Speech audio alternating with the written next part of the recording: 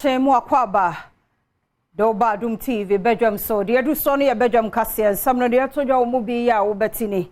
ene ye dwadifo a wo santase dwom de to abanifo anim tichu ene ye de 2024 sikasam tutu ye betu dwan won hra no wanfa taxes foforo bi a mewuram ente sa ebe ha won wadwen ye de honsam no so ebeba ekokuma wo mrahye bedwafie mu so adwen se esusu se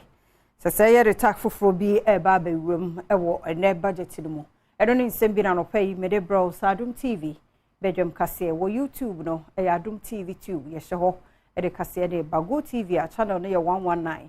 DSTV ye 280 bididi afia amankwa tamaklo afia ni dem ye ntie se de nsem ni kiremu etie edwadifo ye wo santase dwom wo asantemantem mu so obesre na afi ye ene sikasem ntoto ye wo 2024 mu aban ede betu edwane de mamo onfa tax eto foforo bi anwuram enti se begu won madwuma na mom yom pese wo mote ene se hihye foforo betumi aboa amanyuma aba Adom kase ne won edi nkomoyi se ye hotile ye kokuroma ye niema na nto omo amuso ba beto no omo niska da so ye ba be ye adwuma na ye nya hwe na da bia ye bre so no miense o ne ya nanti akotena ho ye ba ye betina ho sa adwa nyi ni mo ane se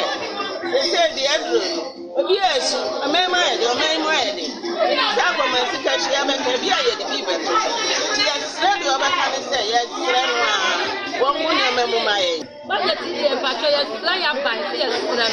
no se mu odin e ti e ba market ye bia ne nko ya ti ya sa ye sre no wo de premier ma so na me so bia ti bi mo nwa jo no be diga e sre ni se budget na nyankopon ya do ma kire ye be wi ene ma mra e se de ho yiran e na be peja na wo e beche na ka to asa 26 obi akọ ma e bia hold the dia ma na e 50 obeto na wo 26 obede sre na na won so ni o ma ne ma no ko fom ma ye na ye ja ye su entimi abro nya ya ye entimi e se de ya ho chiri ya fofo ya su ya ka ya ti pa no ba e se ya ho chiri ya sre no ama ba ya te no ko kula ne ma wa te to ma ye ya ni me mu nya ye we ye ko gbe ma ye ke ba ye ti mo kula e me ma ni na ye ti ni ye wo mu wo se ye su ye bla ye de support wo ya ni dia ni ye bla ye nya le ekokuma ye wo mrahye bedwafie mu esusu adwene se wanhwe a na aban de to foforo aba bewuramu ewo ne oman foto sani ken for yata 2024 budget no a ode beto edwano kane minority leader Idrisu Haruna Idrisu na edensemi etudwa. We have told him that we think that the people of Ghana have been taxed so much. The tax burden already is very, very high. And so it will be inappropriate to come with new taxes. Rather, the minister should look at cost cutting in terms of expenditure. The issue is not just about revenue. I've heard a lot of people talk about revenue. Yes, it's good to raise revenue, but it's also important that you look at the expenditure side as well. And so we're still waiting for the budget tomorrow. We are poised, but personally, as a member of parliament, I think that it's improper, it's unacceptable to further come up with new taxes and increase the tax burden on the ordinary Ghanaian. Penyini akane no Adom kuma na no Haruna Idrisu ede to kenufuriata animu se nyanka beboa pa ne se eto dada wo honom no obeyi bi afri honom se de be ya Ghanafo ho ebehenha wo no kakra. The Minister for Finance has no option tomorrow than to embark on a difficult mission of expenditure cuts. Therefore, don't see growth accelerating or growth of the economy being fast-tracked. There would be huge expenditure cuts. There will be attempt and effort by the Minister for Finance and Government to make debt sustainable. An impossibility too. The biggest news Ken Oforiatta could have for Ghanaians tomorrow would have been to announce that he has reached an agreement with external creditors.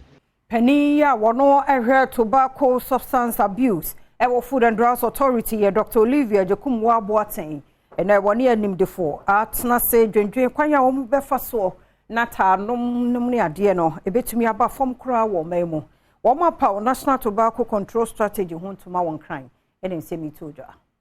yedi niema egu akwan mu a say yetimi enforce sa provisions ni nyina to the latter to say a ban of smoking in public places, to say minimum age restriction ye bon kwala ho ban wontimi nsuma no wontimi smoke wo the presence, to say ye introduce tax reforms samani boye den recently ye tax in the sub-region, yet the highest, there were 2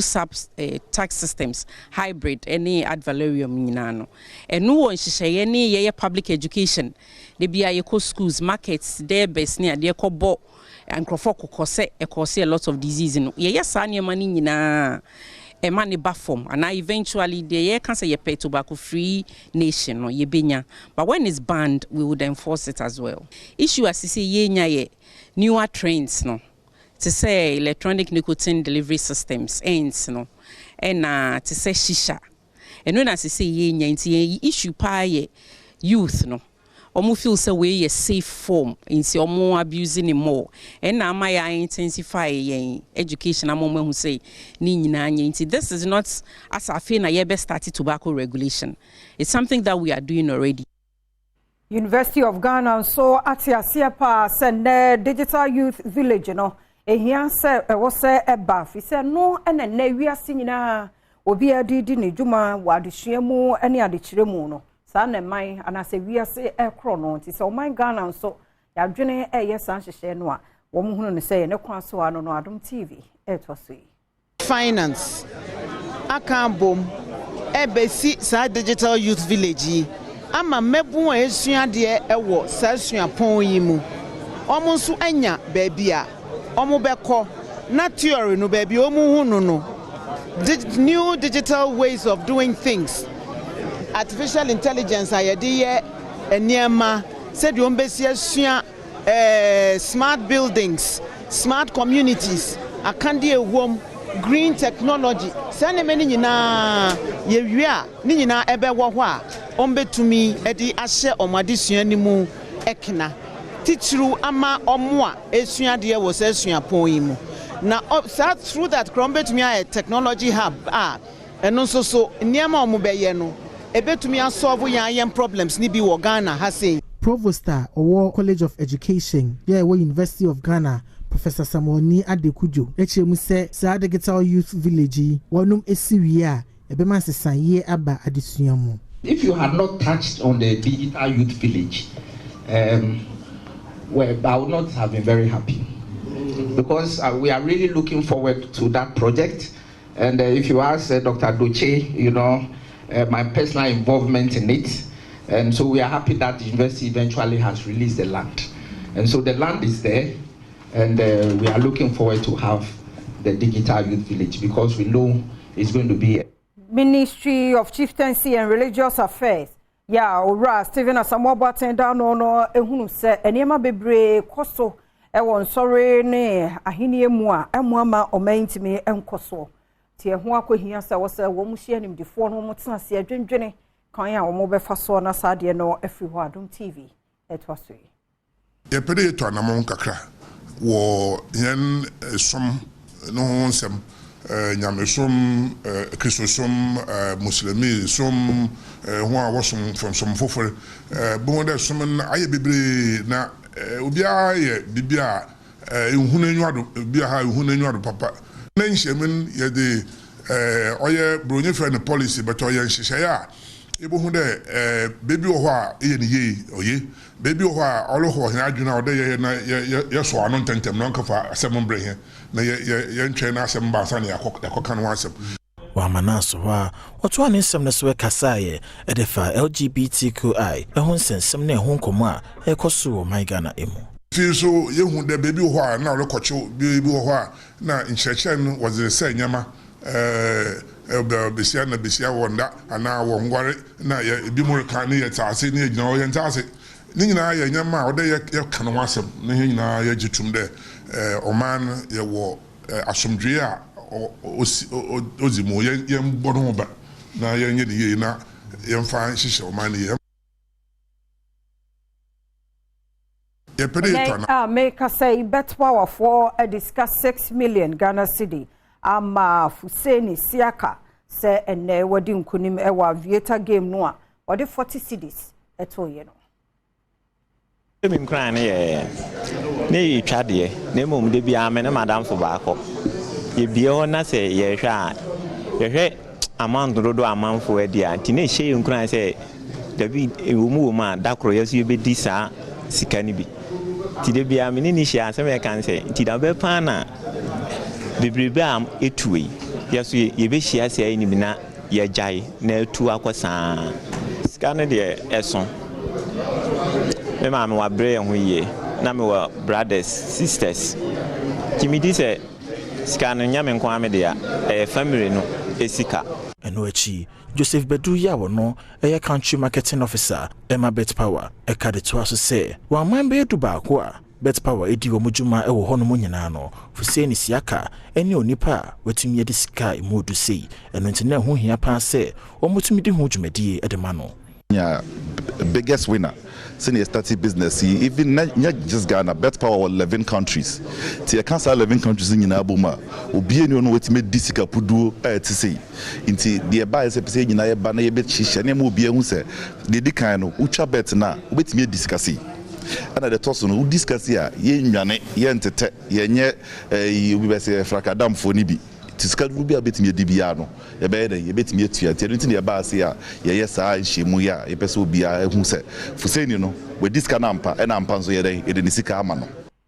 asoye share education so said ne STEM innovation abano kwan so pa ya enen me no so e ba beboa wo adesua ne adekire emu wa ba fo kwan so kra nti ne mremu anso ene gina ya Adom kase etose Woman for money and stress innovations here. You're more free aye. More fast scam to me yeah adopt be upgrade one. Already no. Yeah, woman assure yeah persons are competition we abekuna wie na ya jankra ne kwan so we competition ya wi wona anwini ye na fe ya forget this innovation no. Ya national entrepreneurship and innovation program for won kabom bia yede ahoden airtime woni a finalists yi achi wo mu abewini no achi na yede wo mpo attach innovation hubs ahodo a wo Ghana ha no maso wo mu atimpo upgrade saasua hunu no wo anya no mpo solution no wo matumi upgrade ya fine tune no kopem se yebetumi enya factory bi afri mu. Project lead Emma STEM innovation nana afrasika mensa kasa ewo dwumedie no ase no wodi tudwa se wo dwumedie ekoso no eyade a ede di pefe se free SHS policy no wo ma hyemu kinapa wo hwe niema ye Ghana for school nkra aya enika paye into STEM innovation no there is here to solve national challenges ye face as a country. STEM education yera Dr. Ya or say education ebo hu deru enum bi na ye so ya fa ye dia ye practical based competition ye friend no STEM innovation into sakaye bebre aba education space mo no ebi na mo witness no STEM innovation 2023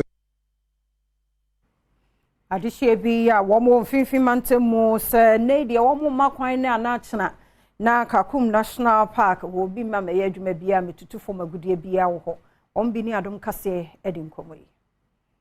amanfo bi owo mfinfin mantemu ekiremu a waninyi ho kra se ensem bi ebeto odwa se adwumakwa bi epese won betu afamagodie ewo Kakum National Park Adom kase ene won mu bi etwetwe enkomo no okiremu se saa bia eya kwansra bia kese the sent wo hu die ntie wo se obetu afamagodie ewo ho emaburu ekiremu a obeka wo hu abom ene se adwumakwa no ede sie ni pa.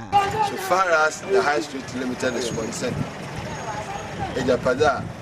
wakade when the last tree dies, the last person will die. In this nature, another azar, what damn and boy and husband,